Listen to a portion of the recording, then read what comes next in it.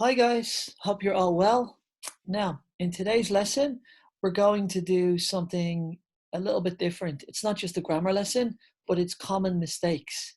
Now, the most common mistake, or one of the most common mistakes, especially for lower levels and Portuguese speakers, so people from Brazil and Spanish speakers to a lesser degree, often have is there is and have, because for Portuguese, I know that when you translate it directly, you would say have as opposed to there is. So let's have a little look at the two of these and just try to find the differences between them and when to use one and when to use the other. Because if you do this early on at elementary or pre-intermediate level, it's very, very good start to help you to speak with confidence and accuracy. So here we go. Now,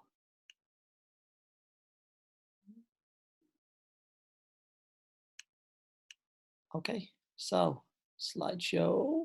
Bum, bum, bum, bum. Right. Now, common mistakes. There is, there are, or have.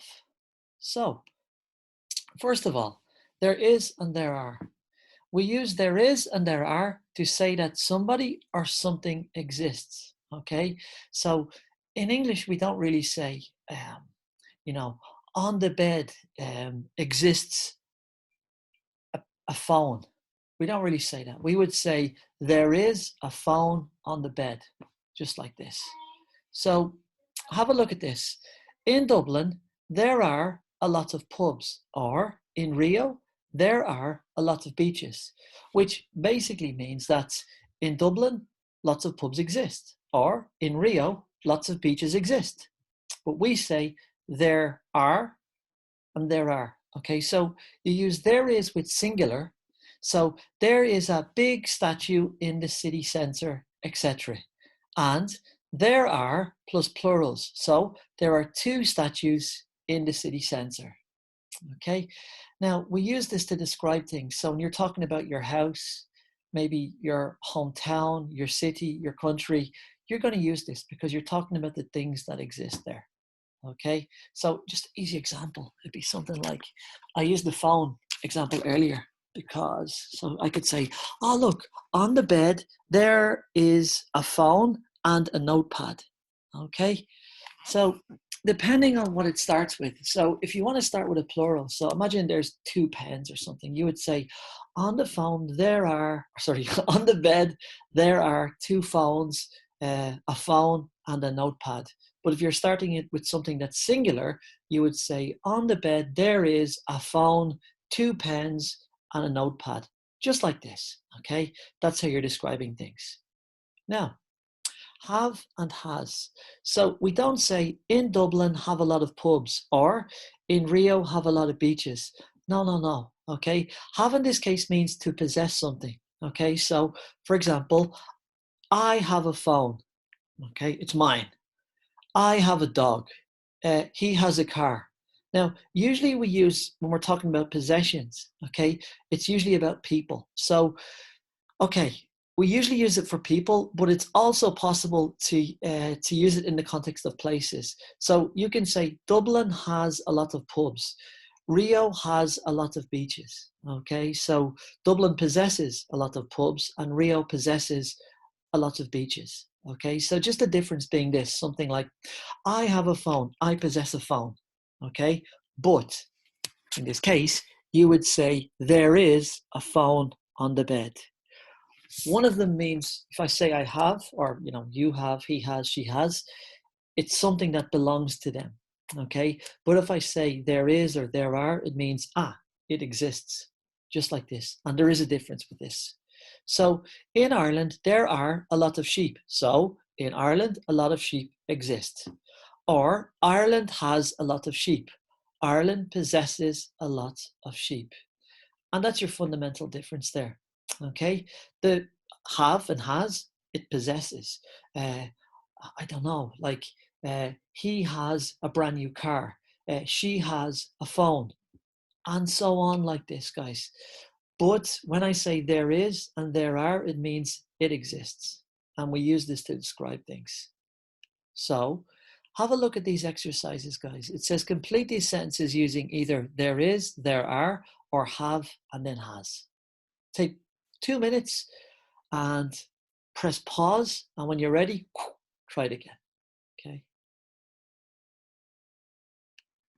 Okay, let's see how you got on. Okay, now the first is a lot of crime in Mexico. Okay, now in this case, it's going to be it exists. So the first one is going to be there is a lot of crime in Mexico. You don't say have a lot of crime in Mexico. Who has a lot of crime in Mexico? Okay, so therefore there is a lot of crime exists in Mexico. There is. My brother, a new girlfriend. Now, you're talking about a person, okay? So therefore, it's something that person possesses. And in this case, it's going to be my brother. You know, I have, you have, he, she, it has a new girlfriend.